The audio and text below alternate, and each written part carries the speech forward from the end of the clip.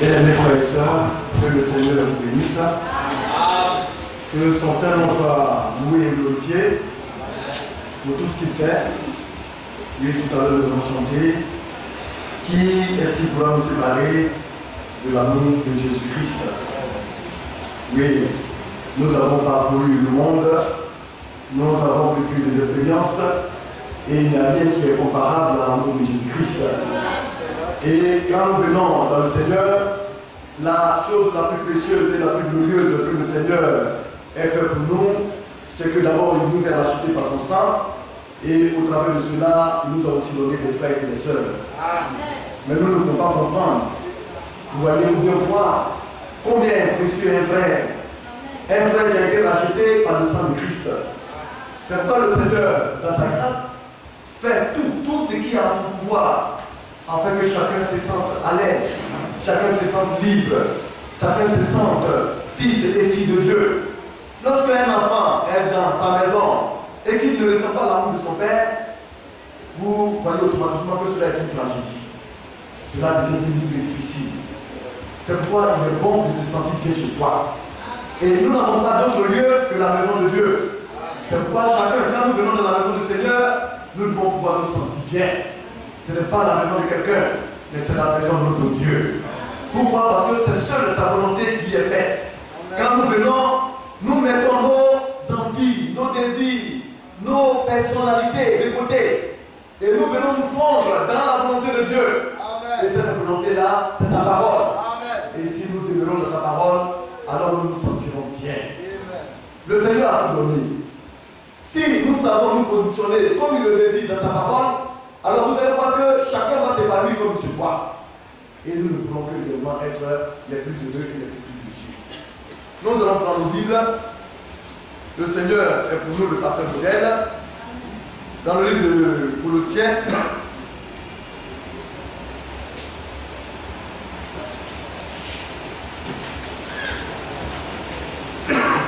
arrivé à un certain moment de la vie, nous devons le comprendre, bien aimé, que le service de Christ n'est pas le service humain, mais c'est un service divin. Et quand on sait Christ, la première des choses, c'est pour le bien-être de chaque enfant de Dieu. La parole de Dieu dans notre vie, la préparation, à prendre conscience de notre marche, nous préparer davantage à considérer les choses d'en haut et non d'en bas. Parce que quand nous considérons les choses d'en bas, alors c'est dans ce moment-là que nous questionnerons les uns les autres. Mais quand nos regards sont portés vers les choses d'en haut, alors c'est dans ce moment-là que nous comprenons nos prochains. Et nous ne devons pas venir à cela. Le Seigneur a souffert. Et nous savons qu'en toutes choses, il est le premier. Nous allons voir le livre de Colossiens, chapitre 1, et nous allons lire à partir du verset 15. Le pasteur Dido va m'aider à lire la parole de Dieu. Colossiens, chapitre 1, à partir du verset 15. Oui.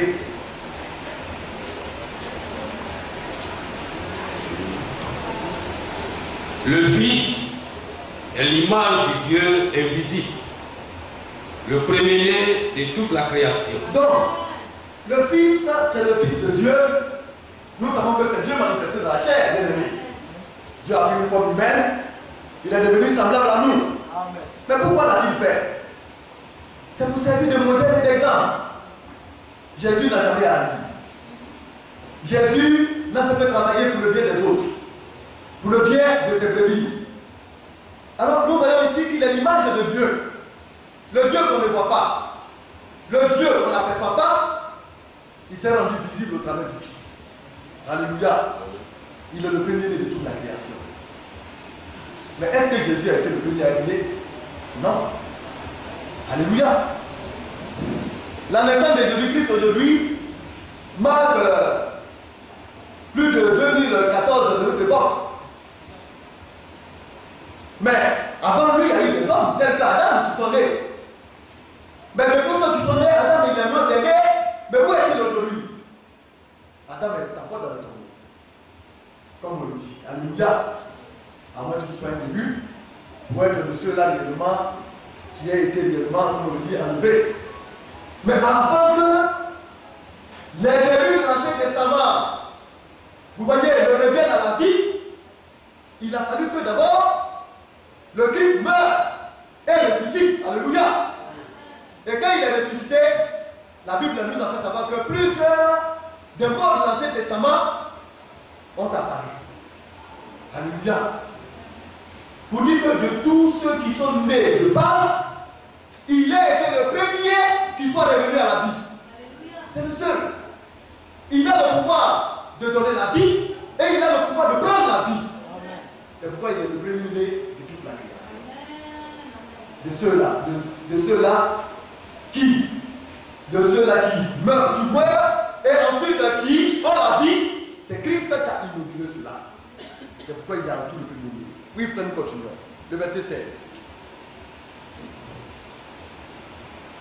Car en lui Oui. ont été créées toutes choses. Donc en lui, en Christ, notre Seigneur, dans le Fils, toutes choses ont été créées. Tout ce qui est l'objet d'une création ont été faites en lui. Mais si le Fils a été engendré, vous voyez, il y a environ plus de 2000 ans. Mais comment se fait-il que quelqu'un qui a été engendré dans cette temps, dans cette période-là, en lui, toutes choses peuvent être créées? Ça veut dire qu'il était davantage que cela. C'était Dieu. C'est lui qui a l'origine de la création. Donc ça veut dire qu'il est l'essence même de notre vie. Il a le secret de qui nous sommes, de quoi nous sommes faits, de ce qu'il y a en nous et de ce qui ne va pas. Il sait toutes choses. Parce que tout existe par lui. Oui, frère. Qu'en lui ont été créées toutes les choses Oui. qui sont dans les cieux et sur la terre, Oui. les visibles et les invisibles, Oui. trône, dignité, domination, autorité, tout a été créé par lui et pour lui. Donc en Christ, dans le Fils, vous voyez, toutes choses ont été créées. Les choses qui sont dans les cieux et sur la terre. Tout ce qui a été créé dans les cieux, c'est en lui que cela a été créé. Sur la terre, c'est en lui que cela a été créé. Quand on parle de domination, il y a plusieurs types de domination. Hein? Il y a la domination suprême, c'est celle de Dieu. Il y a la domination satanique. Il y a la domination tyrannique et des rois. Mais tout a été créé pour lui, par lui du moins. Pour dire qu'il est au-dessus de toutes sortes de dominations. Mais notre corps est un peu un petit royaume. Le corps est fait pour que quelqu'un puisse y régner. Mais qui est-ce qui doit y régner? Si ce n'est pas un démon qui y règne, c'est que c'est le Saint-Esprit qui va y régner. Mais qui est-ce que nous voulons qui règne dans notre corps? Mais c'est le maître de toutes sortes de domination, le créateur de toute domination. C'est pourquoi nous aurons l'occasion de parler de ce mystère, parce que ce mystère est important. Pourquoi? Parce que Christ doit pouvoir habiter en nous, dans le but de pouvoir régner dans tout notre corps. Or, s'il règne dans notre corps, ça veut dire que nous ne pouvons pas faire ce que nous voulions. C'est lui maintenant qui décide de tout ce que nous voudrons faire. Notre volonté sera entièrement soumise à la volonté de Dieu. Oui, frère, nous continuons. Donc, comme nous voyons, un instant, frère. Donc, quand en lui ont été créées toutes choses, les choses qui sont dans les cieux et sur la terre, les visibles, c'est-à-dire ce qu'on voit et ce qu'on ne voit pas. Donc, nous sommes tranquilles. C'est lui qui nous a créés. C'est pour dire à un frère que parce que nous sommes en Christ, s'il y a un être mystérieux, lugubre, qui veut essayer de nuire à un enfant de Dieu, Dieu le voit. Parce que c'est lui qui a créé le monde invisible. Et celui-là qui est l'auteur de la création du monde invisible a les moyens et les capacités de préserver chaque enfant de Dieu de toute catastrophe. Donc nous sommes en sûreté. Nous sommes en sécurité. Alléluia. Alors, le monde visible comme le monde invisible, tout ce qui est trop pas de règne. Alléluia. Trône n'a pas de domination. Aujourd'hui, nous voyons des rois qui ont du trône et qui font de la dictature. Des trônes temporaires, un président qui vient, il sait qu'il a 10 ans de pouvoir à faire, ou bien peut-être 20 ans, il se prend pour Dieu. Il commence par écraser les hommes. Il ne sait pas que le trône que le Seigneur lui a donné, c'est pour servir ses semblables. Quand Dieu nous place dans une position, c'est dans le but de faire de sorte que chacun puisse trouver sa place d'épanouissement. Mais l'homme en a fait de l'esclavage. L'homme a profité de cela pour servir son frère, au lieu de réaliser son frère. L'homme aime la dominance. L'homme aime écraser. L'homme aime paraître, mais il n'aime pas le bien-être de son semblable. Mais le Seigneur, quand il a fait les choses, il n'a pas fait les choses ainsi. Il a créé les trônes dans le but d'amener l'homme à se réaliser de la meilleure manière. Alléluia. Trône. Tout ce qui est dit, la dignité. Alléluia. Tout ce qui mérite l'approbation, tout ce qui mérite d'être élevé, d'être célébré, c'est lui qui l'a créé. Mais raison pour laquelle l'Église a une statue privilégiée, parce qu'il a rempli dans l'Église toute sa dignité. Tout ce qui est appréciable et glorieux, tout ce qui est merveilleux, tout ce qui mérite d'être approuvé, tout ce qui est dit, il a investi dans l'Église. C'est pour dire, si nous faisons bien, si nous nous comportons bien, mais demain, nous serons aussi élevés en dignité, parce que c'est lui qui a créé la dignité. Alléluia. Domination. Tout ce qui domine. Nous voyons la domination tyrannique de Satan. Quand il écrase les hommes, il domine les hommes, il les assujettit, il les malmène, il les pousse l'un contre l'autre, il pousse un individu contre un individu, il amène une nation à faire la guerre à une autre nation. Ça, c'est la domination du diable. Mais la domination de Dieu est autre chose. C'est lui qui a créé la domination. Alléluia. Or, dans son église, d'abord, il domine. Mais quand il domine, c'est dans le but de mettre chaque chose à sa place. C'est dans le but de permettre à chacun d'être dans la meilleure posture du soi. Alléluia. Domination, autorité, tout a été créé par lui et pour lui. Donc toutes ces choses-là ont été créées par le Seigneur et pour lui-même. Alléluia. Vous dites, le trône véritable lui appartient. La dignité lui appartient. La domination lui appartient. L'autorité suprême lui appartient. Alléluia. Le règne lui appartient. Oui, frère, le verset 17. Écoutons bien. Il a rendu toutes choses. Notre Dieu, alors le Fils, parce que c'est du Fils qu'il s'agit, puisqu'il est l'image du Dieu invisible, le Dieu qu'on ne saurait voir, parce que Dieu est esprit, et Dieu s'est rendu visible dans le Fils. Alors, il est dit que le Fils, dans sa forme originelle, est avant toute chose.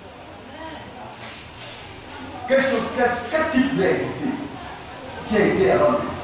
Rien. On va parler du monde. Il a été avant le monde. On va parler de l'univers. Il a été à la base de la création de l'univers, donc avant l'univers. C'est celui-là qui existe parmi les ministres de l'univers. Il a dit commencement de vie, de vie. C'est pourquoi on l'appelle l'éternel. Alléluia. Il est avant toute chose, et toute chose ne subsiste par lui. Pour qu'une chose soit, c'est par lui. C'est pourquoi tout passe. Mais la parole de Dieu demeure éternellement. Amen. Mais si la parole de Dieu demeure éternellement, et qu'on dit qu'il y a quelqu'un qui s'appelle l'Éternel, le Dieu des armées, le créateur de toutes choses, c'est que ce quelqu'un-là, il est sa parole. Parce qu'il ne peut pas avoir deux éternités. Alléluia. Notre Seigneur Jésus-Christ est éternel. Amen. Il est la parole de Dieu qui demeure éternellement. Amen. Il est le Dieu tout-puissant, le Dieu éternel. Amen. Oui, frère. Le verset 18. Verset 18. Il est la tête du corps de l'Église. Donc, là, on nous apprend que celui qu'on a parlé de lui. L'auteur de toute la création, c'est lui qui est la tête de l'église. En d'autres termes, il est notre tête. Mais la tête sert à quoi? À penser, à réfléchir, à coordonner les choses, à orienter, à indiquer le chemin. Alléluia. Alors, c'est Christ qui fait toutes ces choses-là pour nous. C'est pour dire, bien aimé, quand on vient désormais de la maison de Dieu, on ne doit plus penser pour nous. Parce que quelqu'un pense pour nous. Le créateur de toutes choses, lui déjà, il nous inculque ses pensées. Or, ces pensées, nous le savons, c'est la parole de Dieu qui demeure éternellement. Donc, il nous donne sa pensée à lui. C'est la parole de Dieu qui nous sert de direction, de directive. C'est elle qui nous oriente. C'est elle qui nous guide. C'est elle qui coordonne toutes choses. C'est pourquoi un individu sans la parole de Dieu, il n'est rien. C'est Christ qui est le chef de l'église. C'est pourquoi quand on voit ces petits créateurs d'église, c'est dommage. Christ n'a rien à voir avec cela. Parce qu'il est l'auteur de son église. Il a sa pensée pour son église. Il a sa doctrine pour son église. C'est pourquoi celui-là qui se mettrait en dehors de sa doctrine, il ne faudrait pas qu'il puisse aspirer à un quelconque enlèvement. Il n'ira nulle part. L'enlèvement ne sera pas produit. C'est la raison pour laquelle, à cette fin des siècles, des temps dans lesquels nous sommes, il nous a donné un serviteur, un messager, pour ramener le peuple de Dieu, qui fait partie de son église, à la doctrine apostolique, à sa pensée originale. Nous devons demeurer dans cette pensée-là. Christ est notre chef. Il est la tête de son église. C'est lui qui dirige toutes choses. Quand on a un chef, on se soumet à ce chef. On écoute. On fait ce qu'il veut. On va dans le sens de ce qu'il dit. Oui, frère.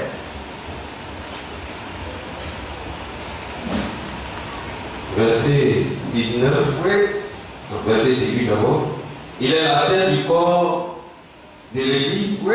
Il est le commencement, le premier né dans les morts. Le premier né dans les morts. On Oui. peut être en tout le premier. En tout, il est le premier.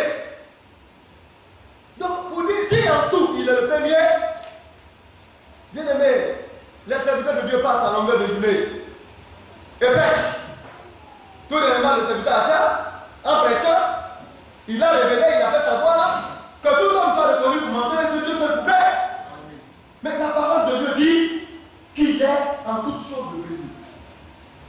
Ça veut dire que dans ma vie, dans ma petite vie à moi, c'est lui qui doit être le premier.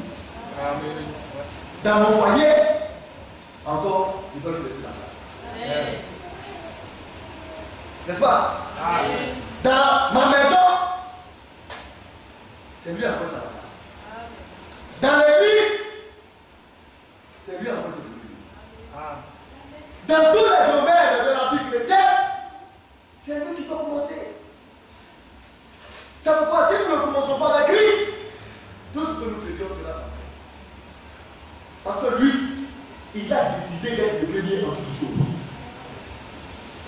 Et toutes choses, notre vie fait partie de cela. Il doit être le premier dans nos vies. L'essence même, l'importance capitale même de nos vies. C'est lui le Seigneur. Oui, frère. Verset 19. Oui. Car Dieu a voulu faire habiter toute plénitude en lui. Donc Dieu, dans sa volonté, a décidé de mettre toute sa plénitude en lui. Dans le Fils, c'est le Dieu plein qui s'y trouve. Il guérit. Il sait toutes choses. Il peut toutes choses. Alléluia. Il a le pouvoir de donner la vie. Il a le pouvoir de donner la mort. C'est lui qui détient le jugement. Tout ce qui existe, existe dans le Fils. Il a déversé ça en lui. Toute la plénitude de la divinité est incarnée en Jésus-Christ le Fils de Dieu. Est-ce qu'on a besoin de dire à quelqu'un voilà ton Dieu pour qu'il sache que c'est son Dieu? Jésus-Christ est le Dieu Tout-Puissant. Mais si nous ne savons pas cela, c'est que nous sommes conduits tout droit à l'idolâtrie. C'est que nous adorons des dieux que nous ne connaissons pas. Mais Dieu merci, nous savons qui nous adorons. Parce que nous savons que le Fils de Dieu n'est que notre Dieu Tout-Puissant. Oui, frère. Il est la tête du... Amen. Car Dieu a voulu faire habiter toute plénitude en lui. Oui. Il a voulu par lui tout réconcilier avec lui-même. Donc Dieu a voulu par lui tout réconcilier avec lui-même. Donc, d'abord, Dieu qui est esprit, qu'on ne peut voir avec un problème avec les hommes. Le péché a séparé les hommes de Dieu. Mais qu'est-ce que Dieu doit faire? Il a vu que les hommes qu'il a créés à son image, ce sont ses enfants. Il ne peut pas s'en défaire. Parce que la création humaine est quelque chose de sacré aux yeux de Dieu. Satan est venu tout bouleverser, c'est vrai. Mais lui, Dieu, il ne ferait pas que sa création soit vaine. Parce que l'homme, l'être humain, est le maillon le plus important de sa création. Parce qu'il a placé l'homme au-dessus des anges. Alors qu'est-ce qu'il a décidé de faire? C'est de réconcilier l'homme avec lui-même. Mais la meilleure manière de réconcilier l'homme avec lui, c'est au travers du Fils. Il a fallu qu'il devienne un homme. Et qu'il puisse verser son sang. Et qu'au travers de ce sang, nous puissions maintenant avoir accès à ce Dieu invisible qu'on ne pouvait voir. Donc Dieu lui-même s'est réconcilié avec lui. Le Tout-Puissant, le Tout-Suffisant, le Glorieux. Il s'est réconcilié avec les êtres vivants, avec nous les hommes. C'est pour dire qu'en Christ, nous avons l'esprit de réconciliation. Alors quand on a un Christ, on est ennemi de personne. On n'a pas de problème avec quelqu'un. Parce qu'en Christ, c'est le socle même de la réconciliation. Raison pour laquelle le Seigneur dit qu'il a accordé au travers de cela à chacun d'entre nous un ministère. Il y a les 5 ministères de la parole. Ça, nous le savons. Ceux-là qui sont appelés à cela sont censés véhiculer le conseil de Dieu. Mais en dehors de cela, Dieu fait de chacun d'entre nous. Que tu sois frère ou soeur, Dieu fait de toi un ministre de la réconciliation. C'est pour dire que les enfants de Dieu courent chaque jour dans de perpétuelles réconciliations. Ça veut dire qu'on ne peut pas avoir des problèmes avec son frère ou bien sa soeur. Parce qu'on est en Christ. Oui, frère. Il a voulu par lui tout réconcilier avec lui-même, tant ce qui est sur la terre que ce qui est dans les cieux. Donc il a réconcilié le ciel avec la terre, Dieu avec les hommes. Mais il voulait que nous soyons dans le mouvement de cette réconciliation. C'est pourquoi le Seigneur a fait savoir que parce que lui nous a pardonné, notre offense et nos péchés, pour quiconque refuserait de pardonner à son frère, il ne lui sera pas aussi pardonné. En d'autres termes, quand tu refuses de pardonner à ton frère, Dieu met fin au pardon qu'il t'a accordé. Mais s'il a mis fin au pardon qu'il t'a accordé, c'est pour dire que toi tu sors de la réconciliation de Dieu. Or, cette réconciliation, c'est notre relation avec le ciel. Parce que nous sommes terrestres et lui il est céleste. Et il voudrait que maintenant, il y ait maintenant fusion entre ce qui est céleste et ce qui est terrestre. Bien aimé, nous devons comprendre ces choses-là. On est chrétien.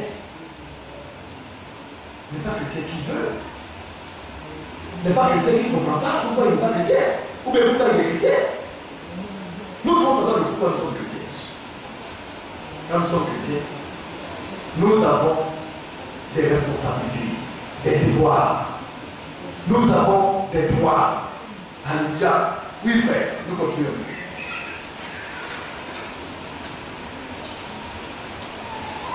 Sur la terre que ce qui est dans les cieux, en faisant la paix par lui, par le sang de sa croix.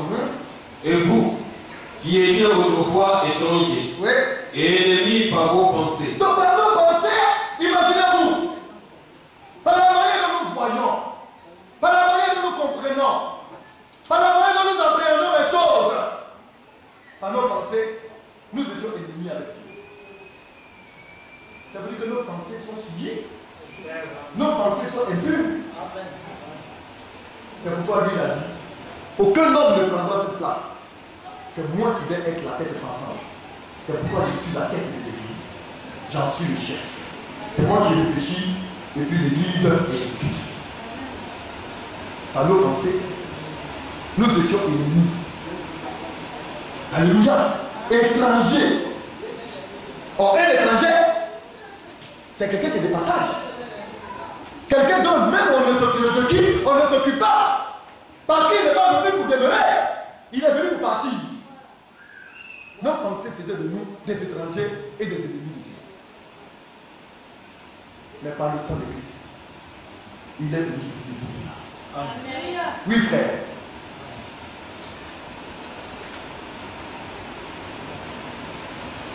Ennemis et par vos pensées et par vos mauvaises œuvres. Et vous a maintenant réconcilié par sa mort dans le corps de sa chair. Donc par nos mauvaises œuvres. Mais bien aimé, est-ce que nous avons encore ce devoir de transporter nos pensées d'autres fois encore dans la maison de Dieu? Mais non. Les œuvres qu'on avait autrefois, est-ce qu'on a aujourd'hui le devoir encore de les transporter dans la maison de Dieu? Non. Il est venu briser cela. C'est ce qui faisait de nous des ennemis de Dieu. Mais Christ est mort pour cela. Afin que les pensées que nous avions autrefois, nous ne puissions plus les avoir. Afin que les œuvres qu'autrefois nous avions, que nous manifestions, que ces œuvres-là ne soient plus manifestes encore au milieu de nous. Il a paru de briser tout cela. Oui, frère. Verset 22. Pour vous faire paraître devant lui saint, sans défaut et sans reproche. Donc, l'objectif de Dieu, voilà cela. Quel est l'objectif de Dieu pour nous? Mais cet objectif, c'est l'objectif de tout croyant. C'est le but à la terre. C'est le travail auquel nous devons nous consacrer. Laissez nos œuvres mauvaises. Mettez nos pensées de côté. C'est qu'à la fin, nous paraissons devant Christ, devant notre Dieu, saint, sans tâche et sans reproche.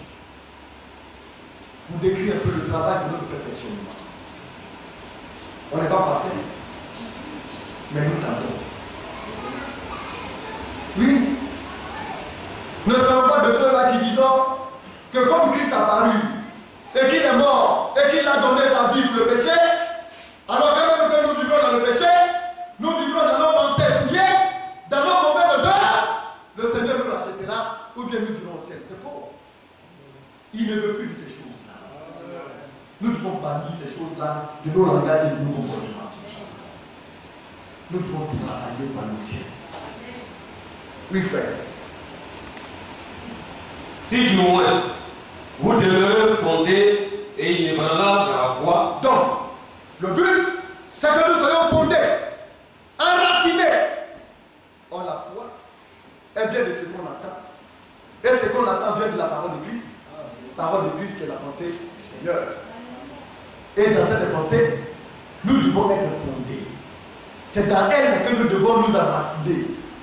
Nous ne devons pas laisser quoi que ce soit nous ébranler. Nous devons nous y agripper, nous accrocher à cette foi-là. Oui, frère.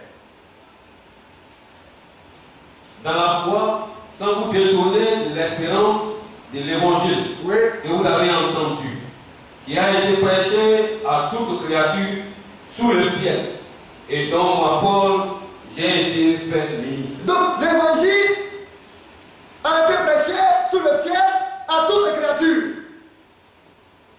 La pensée de Dieu. Mais si le Seigneur a fait cela, c'est dans un but pour constituer son Église. Pour faire sortir tel d'une nation, tel autre d'un autre pays, tel autre d'une langue, d'une tribu, pour réunir ceux-là qui reconnaissent et qui approuvent la pensée de Christ. Oui, frère, nous continuons. Le verset 34. Le verset 34. 34. Le verset 24, oui. 24. Oui. Je me réjouis maintenant dans mes souffrances pour vous. Et ce qui manque aux souffrances de Christ, je l'achève en ma chair pour son corps qui est l'Église. Quand l'apôtre Paul parle ainsi, nous voyons que c'est comme s'il y avait une contradiction. Or, le Seigneur a fait savoir qu'il a tout accompli, qu'il n'y a rien que lui n'ait souffert. Mais l'apôtre Paul parle ici qu'il souffre pour Christ. Ça veut dire que le Seigneur, quand même qu'il ait tout souffert, il habite en nous. Et l'œuvre, vous voyez, de souffrance continue à l'intérieur de son Église, à l'intérieur de ses serviteurs, à l'intérieur de chaque frère et sœur. Nous devons pouvoir aussi porter notre croix. Alléluia. Christ a été pour tout un exemple pour nous. Ce qu'il a subi, nous aussi nous devons pouvoir suivre cela. C'est pourquoi nous devons pouvoir appréhender les choses.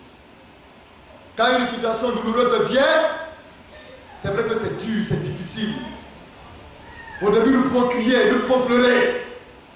Mais nous devons nous ressaisir et comprendre depuis quoi la situation vient. Parce que nous devons aussi avoir part aux souffrances de Christ. Si demain nous voulons avoir part au royaume des cieux. Et c'est ce que l'apôtre Paul faisait savoir. Que lui, en tant que serviteur de Dieu, c'était sa manière également d'avoir part aux douleurs et aux souffrances du Seigneur Jésus-Christ pour l'Église. Oui, frère. C'est elle que j'ai été fait ministre selon la charge que Dieu m'a donnée auprès de vous, afin que j'annonce pleinement la parole de Dieu. Donc le but, c'est l'annonce de la parole de Dieu, de donner le conseil de Dieu. Ça, c'est le premier rôle de tout serviteur de Dieu. La fidélité dans la transmission du conseil de divin. Quand Dieu viendra, la première question qu'il posera à chaque serviteur de Dieu, est-ce que la parole de Dieu a été portée comme il se doit? Est-ce que ces serviteurs ont été fidèles dans la transmission du conseil de Dieu? Est-ce qu'ils n'ont pas tronqué la parole? Est-ce qu'ils ont dit toute la vérité au peuple de Dieu? Est-ce qu'ils ont annoncé au peuple de Dieu tout le conseil qu'ils devaient annoncer au peuple de Dieu? Alors c'est de cela que le Seigneur fera. Le Seigneur décidera s'ils sont fidèles ou pas. La transmission de la parole. Oui, frère. Le mystère caché de tout temps, oui, et dans tous les âges, mais révélé maintenant à ses saints. Donc le mystère, la parole révélée, la parole était transmise, c'est le mystère de Dieu, caché en tout temps et dans tous les âges. Mais ce mystère a été révélé à qui? Aux saints. Ça veut dire que si tu es un saint, cela veut dire que ta vie est agréable à Dieu. Tu ne mènes pas une vie de désordre. Les pensées d'autrefois ne sont plus tes pensées. Ce qui autrefois faisait de toi l'ennemi de Dieu, tu as mis cela de côté et tu as épousé maintenant les pensées du Seigneur. Les œuvres que tu avais autrefois ne sont plus les œuvres que tu as maintenant. Tu es saint. Tu es mis à part pour le Seigneur. Parce qu'il t'a lavé. Alléluia. Il t'a nettoyé et il t'a mis à part. Tu es sanctifié. Alors, le mystère, si tu es saint, tu vas percevoir l'importance de ce mystère. Tu vas avoir la compréhension. Mais si tu n'es pas un saint, on va prêcher, on a beau crier, on a beau épiloguer, bien aimé, tu ne saisiras rien. Mais oh, il faudrait que tu sois de ce mystère pour aspirer demain et à partir à la délivrance. C'est que ce mystère a été maintenant révélé aux saints. Alléluia. Oui, frère. Le mystère caché de tout temps et dans tous les âges. Oui. Mais révélé maintenant à ses saints. Oui. Dieu a voulu le faire connaître. La glorieuse richesse de ce mystère parmi les païens. Donc l'objectif de Dieu, c'est la connaissance des saints, de cette glorieuse connaissance de ce mystère. La glorieuse richesse à l'intérieur de ce mystère, y a la richesse. Mais sortez dans le monde, parlez de la richesse, vous allez voir que le monde va vous suivre. Parce que le monde quantifie, vous voyez, reconnaître la richesse par l'argent, par le pouvoir d'acheter. Alléluia. Ou bien de se réaliser. Mais nous connaissons une église tout près ici, à midi pile. 13 heures. Des hommes qui viennent du matin jusqu'au soir pour chercher quoi? La prospérité. Ce n'est pas le salut de leurs âmes qui cherchent, c'est la richesse terrestre. Mais ils n'ont aucune connaissance de ce mystère. Ils s'ignorent. Ils ne savent même pas que cela existe. Mais parce que cela ne leur est pas donné. Mais à nous, est-ce que parce que nous sommes quelque chose que Dieu nous a révélé cela? Sommes-nous plus importants que nos frères qui sont à côté de nous? C'est tout simplement une grâce. L'homme souvent aime trop se taper la poitrine, se targuer d'être quelque chose, alors qu'en réalité on est bien. Mais Dieu dans sa miséricorde et de sa grâce a fait de nous les sanctifier. Et Dieu dans cette miséricorde a décidé de nous donner, de connaître la glorieuse richesse de ce mystère. Oui frère.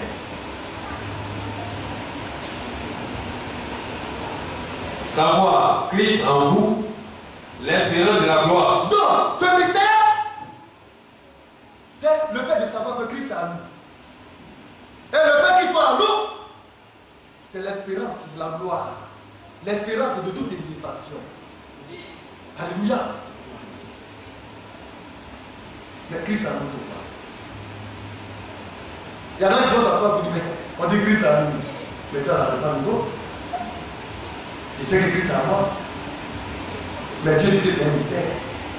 Il faudrait que nous, les yeux, pour que tu comprennes. Oui, frère, nous continuons. Verset 28. Oui. C'est lui que nous annonçons. C'est lui que nous annonçons, oui. Exhortant tout homme. Exhortant tout homme, tous les frères et sœurs, tous les hommes, tous ceux qui se disent qu'ils ont cru en Christ. Oui, frère. Et instruisant tout homme en toute sagesse. Alors, l'instruction doit venir en toute sagesse. Or, la sagesse, c'est le commencement de la science. C'est le commencement de la connaissance. Mais il faut instruire les hommes en toute sagesse pour faire des hommes des sages. Parce que seuls, bien aimés, les vierges sages bâtiront au ciel. Et ça, il ne faudrait pas que nous ignorions cela. Si tu n'es pas sage, tu n'iras pas. Or, le sage, il a une manière d'apprécier les choses. Il a une manière de faire les choses. Il a une manière de voir les choses. Et cette manière de faire, c'est celle-là que Christ a indiquée au travers de sa parole. En toute sagesse. Oui, frère. Afin de présenter à Dieu tout homme devenu parfait en Christ. Donc l'objectif, c'est quoi? C'est la présentation à Dieu. Quand le jour J arrivera, alléluia, amen. Il faudrait que on soit présenté à Christ, à Dieu. Mais qui va te présenter? C'est pourquoi quand les hommes parlent d'un certain cri qui vient d'un homme, c'est le mensonge. Un homme ne peut pas présenter son frère, ici, désolé. C'est l'Esprit de Dieu qui doit nous présenter. Oui. C'est le Saint-Esprit. Bien-aimé. Mais si tu n'as pas le Saint-Esprit. Or, le Saint-Esprit, c'est ce mystère. C'est Christ en nous. L'espérance de la gloire. Si tu n'as pas le Saint-Esprit, qui est-ce qui va lutter pour toi? Quand le temps va venir, l'Esprit de Dieu doit pouvoir prendre chacun d'entre nous pour dire, Seigneur Dieu, le voilà. Je te le présente. Il est parfait au devant de toi en Christ. L'achèvement de chacun d'entre nous, c'est que nous soyons présentés à Christ, étant devenus parfaits.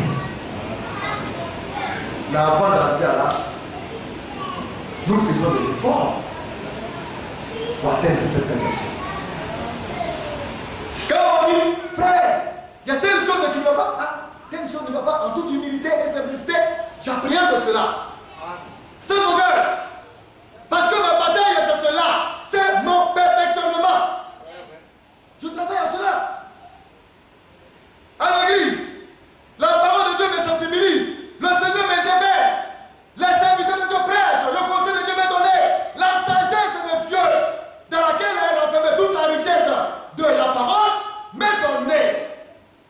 Au travers de cela, le Saint-Esprit utilise cette parole, cette sagesse qui m'est donnée, et Dieu me calme, Dieu me parfait, Dieu me purifie.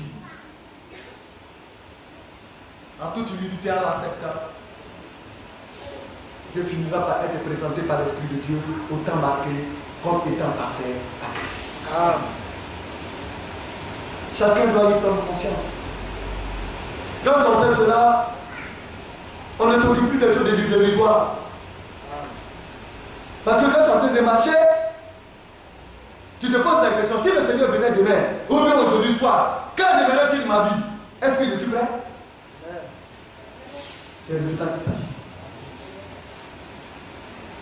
Ce n'est pas une fois de mon frère ou bien de ma soeur. Mais c'est que chacun soit présenté. Alléluia. Viens un petit peu le temps de cela.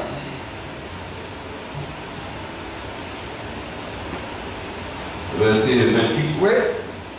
C'est lui que nous annonçons, exhortant tout homme et instruisant tout homme à toute sagesse, oui, afin de présenter à Dieu tout homme devenu parfait en Christ. Afin de présenter à Dieu tout homme devenu parfait en Christ. Et bien aimé, c'est en Christ seul qu'on peut atteindre cette perfection. Pourquoi? Parce que c'est lui qui peut toutes choses. C'est en lui que toute la plénitude de la divinité a été incarnée. Alléluia. C'est lui qui a créé toutes choses. C'est en lui qu'ont été faites toutes choses. Mais comme c'est en lui que toutes choses ont été faites, donc il est évident que ce soit aussi en lui qu'un enfant de Dieu soit taillé pour atteindre la perfection. C'est lui seul qui peut faire cela. C'est pourquoi nous devons prendre au sérieux la parole de Dieu. Vous voyez, les Africains souvent n'ont pas saisi, n'ont pas compris. Les Américains, ah non, ils ne jouent pas avec la parole de Dieu. Quand vous prenez l'esprit anglophone, ici quand un pasteur passe, les francophones regardent et disent, pasteur, les diseurs de bonne aventure, des cupides, des chercheurs d'argent. Mais les anglophones, eux, ils ne réfléchissent pas comme ça. Même si tu es faux pasteur, tu vas rendre compte à Dieu. Eux, ils te respectent. Parce qu'à partir du moment où tu dis tu es pasteur, eux, ils se disent que tu es un véhiculaire du conseil de Dieu, de la parole divine de Dieu. Alors, ils ont un certain respect pour toi. Oh, bien-aimé. Nous devons mettre la parole de Dieu dessus tout. Oui, frère, nous continuons. Le verset 29. Le verset 29. C'est à quoi je travaille. Je voudrais finir avec ce mystère. En combattant avec sa force qui agit puissamment en moi. Donc, dans d'autres versions, vous verrez qu'il est parlé de vertu. La vertu, c'est une puissance. C'est une force qui est agissante au travers du serviteur de Dieu. Et c'est pour cela. Parce que son but, c'est que chaque frère et sœur en Christ puisse être présenté parfait au devant de Christ. Mais ici, à commencer, c'est doit être notre devoir. Nos soucis, les soucis des serviteurs de Dieu, il ne faudrait pas qu'ils s'en démarquent. C'est que chaque frère et chaque sœur, au lendemain de la venue de Christ, soient trouvés parfaits. C'est important. Mais il faudrait qu'on prenne conscience de cela. Oui, le chapitre 2 de Colossiens. À partir du verset 1 au verset 3. Colossiens 2, verset 1. Oui. Je veux en effet que vous sachiez combien est grand le combat que je soutiens pour vous. Donc il fait savoir qu'il soutient un combat, qu'il mène un combat. Oui, les serviteurs de Dieu mènent des combats. je suivais un peu sur le CD du frère Franck. Lorsque le frère Franck faisait savoir comme ça que, après l'avoir prêché, un jour il est sorti, il y a un bien-aimé frère qui s'est approché de lui et qui l'a abordé, qui lui a dit, frère Franck, vraiment que Dieu te bénisse. Frère Franck a dit Amen. Alors il a dit à frère Franck, vraiment, que le Seigneur vraiment te donne encore vraiment beaucoup d'humilité. Il faut t'humilier encore et Dieu va te bénir. Le frère Franck a dit au frère, de quelle humilité tu parles? Tout serviteur de Dieu qui vient à la chair et qui s'efface et qui ne parle que de Christ, il s'est déjà humilié. Lorsque nous venons à la chair, est-ce que nous parlons de nous-mêmes? Alors il a dit au frère, faire attention. Parce que l'humilité dont on parle, c'est vis-à-vis de Dieu. Mais un serviteur de Dieu qui ne se prêche pas, c'est parce qu'il s'humilie, il s'efface et qu'il prêche Christ. Alléluia. Mais quand les serviteurs de Dieu finissent de prêcher, le combat qu'ils soutiennent, les tentations qui viennent, les épreuves qui viennent par rapport à la parole qu'ils prêchent, mais quand tu as fini de prêcher, le diable va venir te sonder. Tu vas passer l'épreuve de ce que tu as dit. Si tu as fait des éloges, si tu as parlé, tu as prêché, vous voyez des choses profondes, des choses difficiles. Si tu as parlé de ta violence, quand tu vas sortir, le Seigneur va fermer tes grands difficultés. C'est vrai. Mais si tu as répliqué, c'est le diable qui va venir t'accuser pour dire que toi tu as prêché, que tu vas être en là. Ce que tu as fait là, tu dois. C'est pour vous dire qu'il n'est pas facile. Les serviteurs de Dieu mènent un combat sans relâche. Mais le fait de prêcher la parole de Dieu et de marcher dans ce qu'on prêche, de s'identifier en donnant le modèle d'une vie, vous voyez, digne de Dieu. C'était parce que c'est facile. Mais ce n'est pas donné. Hein? Je me souviens, il n'y a pas plus longtemps que dans 2 semaines, hein, une semaine ou 2 semaines, le pasteur Yahoo qui était venu me voir et qui me disait que maintenant, pasteur, ce qui est en train d'arriver commence par devenir désastreux. Parce que Satan est déchaîné contre les pasteurs et les églises. Après encore, je vais, une autre soeur me fait pas encore d'une révélation qui a eu lieu dans une église évangélique où Satan dit que cette année, il va se révéler contre les pasteurs et les églises.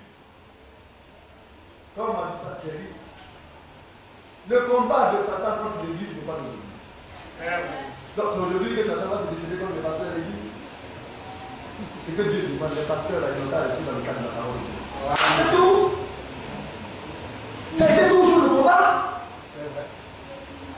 La prière, la fidélité, le sérieux, l'honnêteté. Quand tu écoutes la parole de Dieu, la première des choses qu'il faut avoir, c'est un esprit honnête. Amen. Et puis avoir de toi en toi la bonté de Dieu. Dieu dit que ceux qui écoutent avec un cœur honnête et bon, ils sont ceux-là qui y parviendront. Mais les serviteurs de Dieu souvent font beaucoup d'erreurs. Quand un serviteur de Dieu commence par devenir orgueilleux, commence par parler comme si lui-même il était quelque chose, mais Dieu va te laisser être quelque chose. Mais quand en toi-même tu fais savoir chaque matin quand tu te lèves, que tu dis à Dieu que toi tu n'es rien, que sans toi tu es perdu, et qu'il y a pitié de toi en te gardant dans les clés de ta parole, bien aimé, Dieu ne ment pas. C'est la vérité. L'humilité a toujours précédé la gloire. Celui-là qui ne se donne pas une autre opinion de lui-même et qui sait qu'il n'a pas de force pour faire quoi que ce soit, le Seigneur ne l'abandonnera jamais. C'est la parole. Commence d'abord à dire à Dieu pour toi-même que Seigneur, si tu me lâches, je suis perdu, donne-moi de demeurer en toi. Parle-lui comme cela. Et puis tu vas voir si Dieu va te lâcher. Il ne le fera jamais.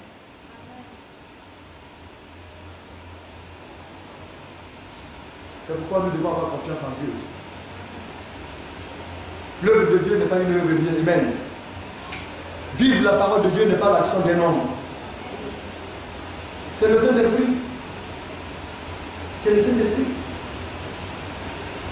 Bien-aimé, si tu n'es pas baptisé du Saint-Esprit, tu vas faire du n'importe quoi. C'est pourquoi c'est un mystère. Quand tu as l'Esprit de Dieu en toi, c'est que Christ le Père est venu habiter en toi. Alléluia. Alors tu sais appréhender les choses. Mais quand Christ habite en toi, tu ne fais plus ce que tu veux. Tu vas essayer, mais tu ne pourras pas. Mais avant d'arriver là, il faut être nécessaire de ne pas. Mais les David, mais c'est parce que David avait le Saint-Esprit que Dieu l'a aimé. Quand David commet une faute, il ne tombe plus encore 2 fois dans la même bêtise. Il est délivré, c'est fini, c'est fini. Il était un homme selon le cœur du Seigneur. Ça veut dire que quand le Seigneur nous délivre d'une chose, la véritable délivrance, c'est qu'on ne tombera plus la parole. Si tu es libéré du mensonge, je ne veux pas de la vraie délivrance du Saint-Esprit, tu ne mentiras plus. Mais un frère qui ment beaucoup, toi tu peux faire quoi? Quand on rentre souvent dans les foyers ou bien on va le frère, hey, mais le frère vraiment, il ne dit pas la vérité, vraiment, mais tu te fatigues à parler. Mais si tu prenais le temps de prier, parce qu'il y a des choses là, c'est la prière seule qui peut régler cela. Mais si tu ne pries pas, quand est-ce que tu vas trouver des solutions à tes problèmes? Or, le perfectionnement passe aussi par le fait de la prière. Quand Dieu nous parle, on enregistre, on va nous taper, et puis on commence par batailler. C'est là maintenant que le débat commence. On commence par dire au Seigneur, dans ta parole, là, tu as dit telle chose. Je vois que cela n'est pas encore à moi. Aide-moi, pitié de moi, Seigneur. Tu es mort pour moi à la croix, tu as souffert pour moi. Mais ce n'est pas le temps de m'occuper de ce qui se passe à gauche et à droite. Parce que je vais aller au ciel. J'en suis conscient. Le Saint-Esprit me dit que c'est vital. Parce que si le Seigneur vient me trouver dans cela, c'est fini pour moi. Autant que la grâce est possible, je dois travailler pour cette perfection, pour ce perfectionnement. Il faut le continuer.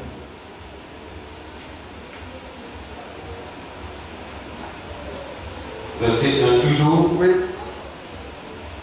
Grand le combat que je soutiens pour vous et pour ceux qui sont à Laodicée et pour tous ceux qui n'ont pas vu mon visage. Oui. Afin qu'ils aient le cœur rempli de consolation, qu'ils soient unis dans l'amour. L'objectif, c'est l'unité de l'amour. Nous devons être unis de l'amour. Le mystère, là, c'est toujours cela. C'est que Christ habite en nous. C'est que nous soyons unis de l'amour de Dieu. Ça veut dire, on peut avoir des couleurs différentes, des tailles différentes, des formes différentes, mais ce qui doit nous unir, c'est l'amour de Dieu. Ça, tout le monde doit avoir ça. De l'est en ouest. Quel que soit ce que toi tu es. Dieu dit, si tu es pour lui, tu dois être uni dans l'amour. Or, l'amour, c'est l'obéissance à ce monde. Ça veut dire que nul n'est accepté. Personne n'est au-delà de cela. Oui, frère. Dans l'amour et enrichi d'une pleine intelligence pour connaître le mystère de Dieu. Enrichi d'une pleine intelligence. Or, l'intelligence, c'est la haine du mal et l'amour du bien. C'est ça l'intelligence. Quand on a enrichi ainsi, et qu'on a le mal en horreur, on a l'amour. Alléluia.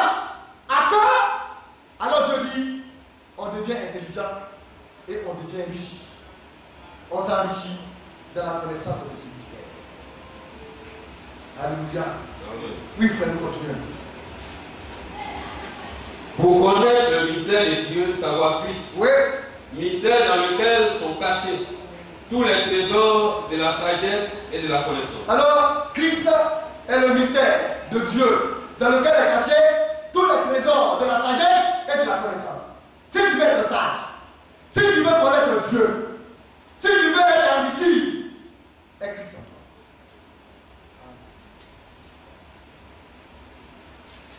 Je veux terminer. Nous allons prendre le Éphésiens. La marche du ciel est un travail sans relâche.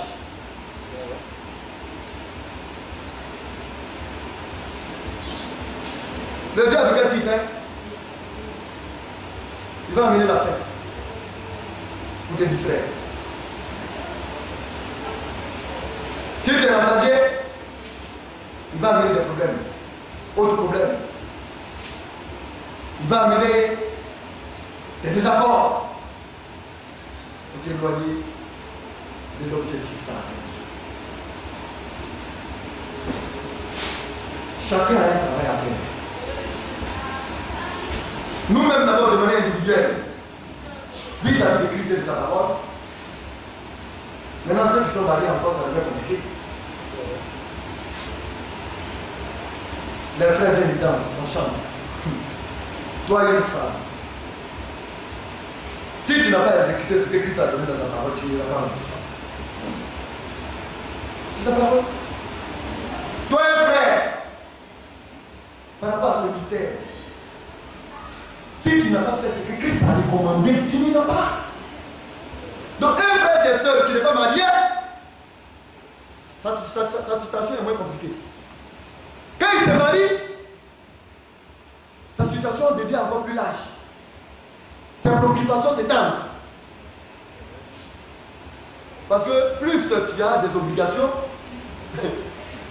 plus tu as du travail. Mais quand tu es seul, c'est entre toi seul et Dieu. Tu travailles pour toi seul, on dit qu'il faut aimer Dieu, il faut aimer, il faut vivre la parole. Toi tu aimes, même si on t'aime, tu aimes, tu vis la parole, et puis quand ça va venir, tu t'en vas. Mais si tu n'as plus de femme, tu fais quoi? Il faut aimer la femme. Et puis on ne dit pas aimer pour aimer, il faut aimer comme Christ a aimé l'Église. Donc on veut se tromper. On a besoin de l'aide de Dieu. Mais combien aujourd'hui dans nos foyers, on déshonore le nom du Seigneur. Quand on regarde aujourd'hui les foyers, on a un peu envie de se marier. Tu as dit dans quel ciel? Toi-même, tu es en train de montrer que tu n'es pas dans ce mystère. Nous devons faire attention. La foi n'est pas une mince affaire. La foi n'est pas un jeu. Parce qu'on a souvent pour habitude d'oublier, d'ignorer ces choses-là. Quand on vient à un rassemblement, on pense que la foi c'est quelque chose comme ça, vulgaire. Non. Quand tu as l'Esprit de Dieu qui tremble, c'est pourquoi il dit de travailler à notre salut avec très tremblement. On pense que c'est un jeu. Mais beaucoup seront surpris. Seigneur! Seigneur! Même il y a certains, même peut-être qu'ils s'en seront, qu'ils sont déjà dedans. Et puis le Seigneur leur dira, mon ami, tu n'es même pas dedans. Ça ne dépend pas de toi. Amen. Mais ça dépend de lui. C'est pourquoi notre tête doit toujours incliner vers le bas en toute humilité. En disant, si tu me laisses, je suis perdu. Seigneur, est-ce que je fais bien? Est-ce que dans tel domaine je fais comme il se doit? Alors si oui, nous partirons. Le Saint-Esprit doit nous rappeler. Est-ce que tu joues ton rôle? Est-ce que tu t'es comporté comme il se devait? Est-ce que tu as accompli ce que le Seigneur t'a demandé? Bien aimé, nous avons dit. Avant le verset 22, verset 33. On continue de ce mystère, Éphésiens chapitre 5. Je vais lire. Femme, que chacune soit soumise à son mari comme au Seigneur. D'abord, c'est une comparaison. Dieu dit dans sa maison, la sœur, Seigneur, je veux me marier. Oh Seigneur, pitié de moi. Seigneur, je souffre. Je suis en train de vieillir. Seigneur, je veux faire des enfants. Donne-moi un mari. Le Seigneur te donne un mari. Il dit bien. Voilà mon commandement. Soumets-toi à ton mari comme tu te soumets à moi. On est d'accord? Amen. Mais c'est d'entrer ensemble même. Est-ce que je suis soumis à mon mari comme je suis soumis au Seigneur? Il y en a qui font des comparaisons. Hein? Si toi tu ne m'aimes pas comme je ne me soumets pas à toi, ça veut rien dire. Hein? Le Seigneur n'a pas dit ça. C'est chacun pour chacun. Tu travailles de parler au ciel, ton devoir c'est de te soumettre à ton mari. Comment? Il y a un modèle. De la manière dont tu dis que tu aimes le Seigneur, soumets-toi à ton mari.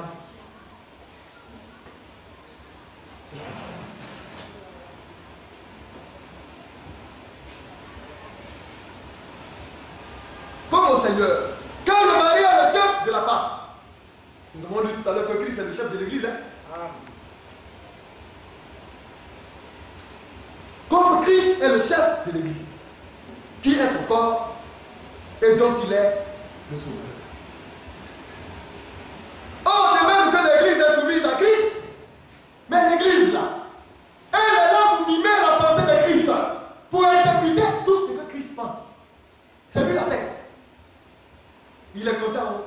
S'il est content, l'église danse. S'il est fâché, l'église se simule et puis l'église se couche. Selon ses humeurs, on voit la communication dans l'église. Parce que c'est lui qui a mis la tête. Alléluia. Les femmes doivent l'être à leur mari en toutes les choses. Donc, l'objectif final des sœurs, c'est qu'une femme, ça ne parle pas beaucoup. C'est ce que Pierre dit. Sans parole. C'est un vrai rôle manière de vie de chasser respectueuse. Si le mari parle, mais toi tu parles toi. Tu dis aussi à le voir. C'est ça. C'est un choix. Le Seigneur t'a pas obligé à faire. C'est un choix de toi. Chacun a sa responsabilité. Quand on est chrétien, on se comporte comme on est chrétien. Quand on est chrétien, on demande que le mystère de Dieu est en nous, que Christ habite à l'intérieur de nous. Et notre comportement est la preuve que la richesse de ce mystère nous appartient.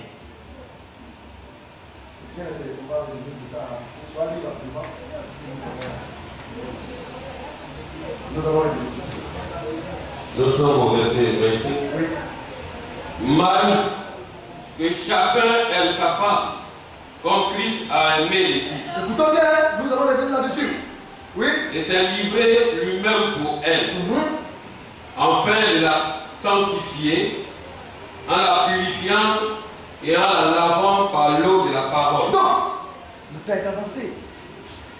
Parce qu'il y a des maris qui ne s'occupent pas de leur femme, spirituellement. Est-ce que Christ ne s'occupe pas de sa femme? Est-ce qu'on vous a manqué un jour de vous donner la parole de Dieu ici? Beaucoup de maris seront submergés. Parce qu'ils n'hésitent pas aussi l'erreur. Frère, pour faire paraître devant lui cette église glorieuse, sans tache, ni ride, ni rien de semblable, mais sainte et irréprochable. donc, on va y venir. Hein? Le Seigneur veut atteindre un but. C'est que demain, quand on va te présenter, le Saint-Esprit va te présenter, que tu sois parfait devant lui. Quand le Saint-Esprit va présenter la sœur, qu'elle soit parfaite. Tous les moyens pour lesquels le Seigneur peut utiliser pour atteindre son but, le Seigneur y travaille. Mais toi, qu'est-ce que tu fais de cela? Est-ce que tu travailles avec Dieu? Ou bien tu fais le travail de Dieu? Oui, frère. C'est ainsi que le mari doit aimer sa femme comme son propre corps. Celui qui aime sa femme s'aime lui-même. On va revenir sur tout cela. Oui. car jamais personne n'a haï sa propre chair, mais il la nourrit et en prend soin, comme Christ le fait pour l'Église. Parce que nous sommes membres de son corps. C'est pourquoi l'homme quittera son père et sa mère, s'attachera à sa femme, et les deux deviendront une seule chair. Ce mystère est grand. J'ai dit cela par rapport à Christ et à l'Église. C'est le mystère. Oui, frère. Dieu laisse que chacun de vous aime sa femme comme lui-même et que la femme respecte son mari. Nous avons une idée. Alors, comme peut-être la soeur dort avec le frère sur le lit, elle oublie même que peut-être que même c'est son pasteur, elle oublie même que peut-être que même c'est son grand frère, peut-être même que c'est son papa. Elle ne le respecte pas. Et c'est Satan qui fait ça. C'est un mystère. Christ veut que nous soyons bien. Il travaille pour son Église. Il est en train de la parfaire. Un chrétien, ce n'est pas n'importe qui. Le christianisme, c'est la conduite. C'est une manière de vivre. Et c'est ce que Christ voudrait que nous soyons. Que Dieu nous bénisse. Amen.